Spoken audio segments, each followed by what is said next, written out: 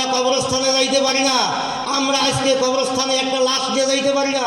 তাই আজকে আমার ছোট ভাই সুমনকে বলবো, তুমি নির্বাচিত হও, আমার মাথাভাঙ্গা দিকে তুমি সুদৃষ্টি রাখো, যাতে আমার মাথাভাঙ্গার উন্নয়ন কীভাবে করা যায়, কেমনে করা যায়, তুমি সেই উন্নয়নের দিকে আগাও।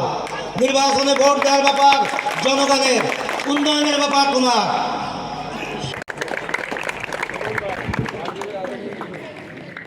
আমি এই মাথাভাঙ্গা এসেছিলাম 1971 সালে, যখন আমরা লবচড়ায় এই যুদ্ধের সময় টিকতে পারছিলাম না। তো এই মাথাভাঙ্গা আমি 10 দিন কাটিয়েছি আমাদের সমস্ত পরিবার সহ, এটা আমাদের মনে আছে। তো আসলে সুমন আমাদের ছোটো ভাই, আমরা 8 ভাই 1 বোন, মোট 9 জনের ভাই বোনের পাশে দাঁড়িয়ে মানুষের সমস্যাগুলোকে চিহ্নিত করে সে সামনে এগিয়ে যাবে, মানুষের দোয়া নেবে। তার সাথে আমরা যারা আছি বড় ভাইরা, আমরাও তার সাথে থেকে আপনাদের পাশে থেকে আপনাদের যে সমস্ত অসমাপ্ত কাজ বিগত জীবনে হয়নি, এগুলোকে কী করে করা যায়, বাস্তবায়িত করা যায়, আমরা সেই চেষ্টা করব। তাদের কাঁধ মিলিয়ে কাজ করবে, এটা আমি অঙ্গীকারবদ্ধ। আমাদের জন্য দোয়া করবেন।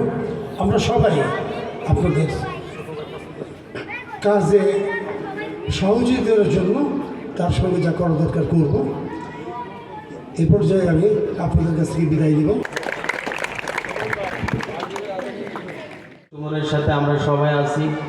আগামী দিন যে নির্বাচন আসতেছে, অবশ্যই আমাদের এই মাথাভাঙ্গা থেকে আজ অবধি আমি ভালো কোনো লিডার বা ভালো কোনো ইউনিয়ন পরিষদের নির্বাচনে সামান্য একজন মেম্বার, সেটাও আপনারা কখনো নিজের ঘরের থেকে ভোট দিয়ে বের করতে পারেন নাই।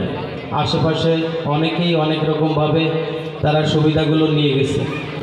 আমি আশা রাখি আপনাদেরও দিন ফিরে আসছে, আপনাদের সন্তান আপনাদের সামনে যেহেতু আসছে, আপনাদের দায়িত্ব নিতে চাচ্ছে, অবশ্যই এই দায়িত্বটা সে শুধু নিতে চাচ্ছেন, আমরাও চাচ্ছি যে সুমন যেটা চাইছে অনেক দিন ধরে সেই সফলতার জায়গায় পৌঁছাইছে। আজকে দেশ রাষ্ট্রনায়ক তারেক রহমান আমাদের দেশের এখন প্রধানমন্ত্রী, আমাদের এখানে ছোটোবেলা থেকে যার হাত ধরে রাজনীতিতে আসা আলহাজ আমির এজাজ খান, আমাদের খুলনা 1-এর সংসদীয় আসনের মাননীয় এমপি মহোদয়, আমরা তার সাথে রাজনীতি করি। সুমনও তার সাথে, সুমনকে জলমা ইউনিয়ন পরিষদে এখান থেকে মেম্বার হিসেবে ইউনিয়নে পাঠান। আপনাদের ওয়ার্ডের উন্নয়নের ব্যাপারে আপনাদের দায়িত্ব যদি তাদেরকে দেন, সুমন একাই আপনাদের এই উন্নয়নের যে জোয়ার বয়ে দেবে, আপনারা সবাই খুশি থাকবেন। যে চিন্তা চেতনা আছে এই ওয়ার্ডকে আরও সুন্দর করে তুলতে পারবে, এবং যে কাজগুলো এখনও কেউ কখনো ভাবতেও পারি নাই যে এই ওয়ার্ডে এইভাবে এই পরিকল্পিতভাবে রাস্তাঘাট, স্কুল, মসজিদ, মাদ্রাসার যে উন্নয়ন কাজগুলো, ওর ভিতরে চেতনাগুলো খুবই সুন্দর। ও যদি আপনাদের আশীর্বাদ দোয়ায় যদি সুন্দর করে মেম্বার নির্বাচিত হইতে পারে, অবশ্যই আপনারা সুন্দর একটা ওয়ার্ড ওর কাছ থেকে উপহার পাবেন। সবাইকে ধন্যবাদ জানাই। মাথাভাঙ্গা গ্রামের শ্রদ্ধেয় মুরব্বীগণ, আসসালামু আলাইকুম। আপনারা সবাই ভালো আছেন তো? আপনারা ইতিমধ্যে জেনেছেন যে আমাদের প্রিয় 1 নং জলমা ইউনিয়নের 4 নং ওয়ার্ডের আমি আপনাদেরই সন্তান, আপনাদেরই ঘরের ছেলে, আমি সুলাইমান হোসেন সুমন, মেম্বার প্রার্থী। আমার প্রিয় গ্রামবাসী, আপনারা জানেন আমাদের এই মাথাভাঙ্গা গ্রামে কোনো উন্নয়ন, কোনো রাস্তাঘাট, কোনো ড্রেন, কোনো কিছুই নেই। এখানে সকল মুরব্বীরা, আপনারা আমাদের গ্রামের অভিভাবক, আপনারাই আমাদের মাথার উপরের ছায়া। আমি দেখেছি আমাদের এই এলাকায় কোনো রাস্তাঘাট নেই, একটি পিচের রাস্তাও নেই, আছে? একটি ঢালাই রাস্তাও নেই, আছে? কিছু সংখ্যক ইট সোলিং এর রাস্তা আছে। সেই রাস্তা দিয়ে ভ্যান রিক্সা তো দূরের কথা, একটি সাইকেলও চলতে পারে না। পারে? একেবারে একটি সাধারণ সাইকেল চলার উপযোগী সেই আমাদের ইট সুইংয়ের রাস্তায় নেই। আমাদের এই গ্রামে অনেকগুলি কাঁচা রাস্তা রয়েছে, কিন্তু বর্ষাকালে সেই কাঁচা রাস্তার অবস্থা এতই বেহাল হয়ে পড়ে, আমাদের এই কাঁচা রাস্তাগুলো বেলে মাটি কাদা পেরিতে তলিয়ে থাকে। বর্ষাকালে আমাদের পায়ের জুতো হাতে নিয়ে হাঁটতে হয়। আমাদের ছোট ছোট ছেলেমেয়েরা স্কুলে যেতে পারে না। পারে? পারে না। সব থেকে কষ্টদায়ক বিষয়, আমাদের এখানের মা ও বোনদের, প্রায় ৮০ মা ও বোনেরা ঘর থেকে বাইরে রান্না করে, বৃষ্টির পানি জমে সেই রান্নাঘরটি তলিয়ে থাকে। থাকে না? তার কারণ আমাদের এলাকায় কোনো ড্রেন নেই। আছে মুরব্বীগণরা? বলুন, আছে? কোনো ড্রেন নেই, কোনো পানির নিষ্কাশনের ব্যবস্থা নেই। এই জলাবদ্ধতা আমরা প্রতিটি দিন বয়ে বেড়াই। আমরা মৃত্যুর সঙ্গে পাঞ্জা নিয়ে এই এলাকায় বসবাস করি। বর্ষাকালে আমাদের গ্রামে কেউ অসুস্থ হয়ে পড়লে আমরা দ্রুত সেবা দিতে পারি না, কারণ আমাদের এখানে কোনো অ্যাম্বুলেন্স ঢুকতে পারে না। আমরা দ্রুত সেবা দিতে পারি না। আমাদের এলাকার কষ্টের মতো অন্য কোনো গ্রামে এমন পরিণতি দেখা যায় না। দেখা যায়? যায় না। আমরা প্রতিনিয়ত কষ্টে দুঃখে অবহেলিত ব্যয় করছি। স্বাধীনতার পর থেকে আজ পর্যন্ত এই মাথাভাঙা গ্রামে একজন আমরা প্রতিনিধি পাইনি। পেয়েছি? আমরা স্বাধীনতার পর থেকে এখন পর্যন্ত এই মাথাভাঙা গ্রামে একজন মেম্বার পাইনি। পেয়েছি? আজ ২৬ সাল সময় এসেছে। হয়তো বিগত দিনে আমাদের ভোট সংখ্যা কম ছিল, এখন আমাদের এই মাথাভাঙা গ্রামে অনেক ঘন বসতি এবং আমাদের অনেক ভোট সংখ্যা। ইনশাআল্লাহ আমরা যদি এক থাকি, আমরা যদি পরস্পরকে সাথে নিয়ে যদি একতাবদ্ধ হতে পারি, আমাদের এই মাথাভাঙায় আমরা একজন মেম্বার নির্বাচিত করতে পারবো। আমাদের এই মাথাভাঙা গ্রামে ৭টি পাড়া নিয়ে গঠিত। আমি আমার সকল মুরব্বীদের আহ্বান জানাবো এই ৭টা পাড়াকে একটি পাড়ায় আবদ্ধ করার জন্য। তাহলেই আমরা একজন প্রতিনিধি বানাতে পারবো।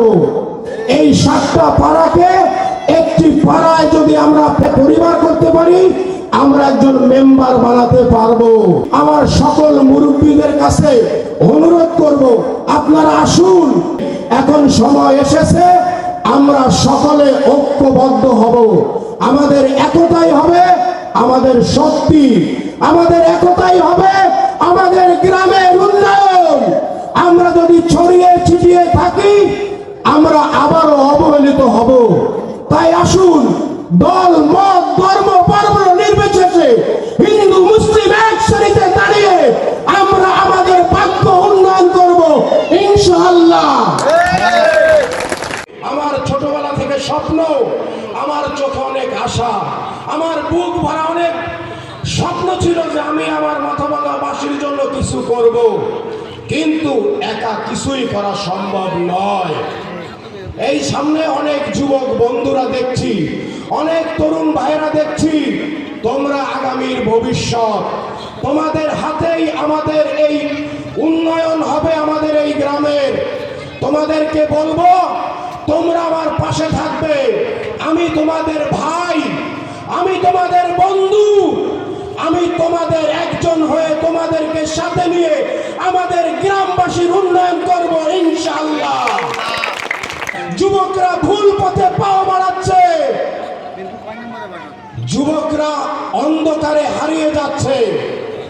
একটি সঠিক দিক নির্দেশনা, একটি সঠিক সুযোগ পেলে আমাদের যুবকরা আমাদের এই মাথাভাঙা গ্রামে এক একটি সোনার ছেলে হয়ে উঠবে, এটা আমার বিশ্বাস। তরুণরা, আমি আজ প্রার্থী হিসাবে তোমাদের কাছে ভোট চাই না, আমি তোমাদের কাছে ভোট চাই তোমাদের ভাই হয়ে। আমি তোমাদের কাছে ভোট চাই তোমাদের বন্ধু হয়ে আমি তোমাদের কাছে ভোট চাই তোমাদের ভবিষ্যৎ স্বপ্ন গড়ার উদ্দেশ্যে। তাই আমি আহ্বান জানাবো, তোমরা আমার পাশে থাকবে। আজ আমি আপনাদের সামনে কিছু চাইতে আসিনি বাবারা, আমি শুধু একটি জিনিস আপনাদের কাছে চাই। আমার দুটি হাত আপনাদের সামনে বাড়িয়ে দিলাম, দয়া করে আমাকে কেউ নিরাশ করবেন না। আমার এই হাত দুটো খালি হাতে ফিরিয়ে দিবেন না। আমি শুধু চাই আপনাদের সমর্থন, আপনাদের দোয়া। আমি হিন্দু ভাই ও বোনেদের উদ্দেশ্যে বলতে চাই, আমরা এই মাটির মানুষ। হয়তো আমাদের ধর্ম ভিন্ন হতে পারে, কিন্তু আমরা একে অপরের সুখে দুঃখে পাশে থাকি। আপনাদের নিরাপত্তা, আপনাদের ধর্ম, আপনাদের সম্মান আমরা দেখব। আমাদের গ্রামবাসী সকলেই সেটা দেখভাল করবে। আপনাদের প্রতি কোনো অন্যায়, ভয় কিংবা কেউ যদি কোনো কিছু করতে যায়, আমরা সকলে মিলে সেখানে আপনাদের পাশে যে দাঁড়াবো ইনশাআল্লাহ। আমি হিন্দু ভাই ও বোনেদের উদ্দেশ্যে বলতে চাই, আমাদের ধর্ম আলাদা হতে পারে, কিন্তু উৎসব আমাদের সবার। আমরা এমন একটি ওয়ার্ড গড়ব যেখানে থাকবে সম্প্রীতি, শান্তি আর পারস্পরিক সম্মান। আপনাদের সমস্যা আমি আমার সমস্যা মনে করে নিব, আপনাদের নিরাপত্তা হবে আমার সুমনের দায়িত্ব। আমার প্রিয় হিন্দু ভাইদেরকে বলবো, আপনারা আমাকে সমর্থন করবেন, আপনারা আমাকে আশীর্বাদ করবেন। আমাদের প্রিয় মুরব্বীগণ, আপনারা সবাই জানেন এত সমস্যার পরেও আমরা একজন মহান নেতা পেয়েছি, একজন মানবিক নেতা পেয়েছি, যিনি গরিব দুঃখীর কথা শোনেন, যিনি সাধারণ মানুষের পাশে দাঁড়ান। তিনি কে? এই খুলনা এক আসনের দাকব পটিয়াঘাটার এমপি আলহাজ আমির এজাজ খান। আমাদের দৃঢ় বিশ্বাস, আমরা সবাই মিলে আমাদের সেই এমপি সাহেবের কাছে যাব, আমাদের সকল অবহেলা, অবজ্ঞা, কষ্ট, দুঃখ ওনার কাছে বলবো। আমার বিশ্বাস আমরা খালি হাতে ফিরবো না। কি বলেন মুরব্বীগণ? আমরা একজন ভালো এমপি পেয়েছি না? এটা আল্লাহর অশেষ রহমত। হে রব্বুল আলামিন, হে পরওয়ারদিগার, আপনি এই আরশের মালিক, আপনি সৃষ্টিকর্তা, আপনি পালনকর্তা। আপনার কাছে ফরিয়াদ জানাই, আমার গ্রামবাসীকে আপনি আপনার খাজানা থেকে সহায় করবেন।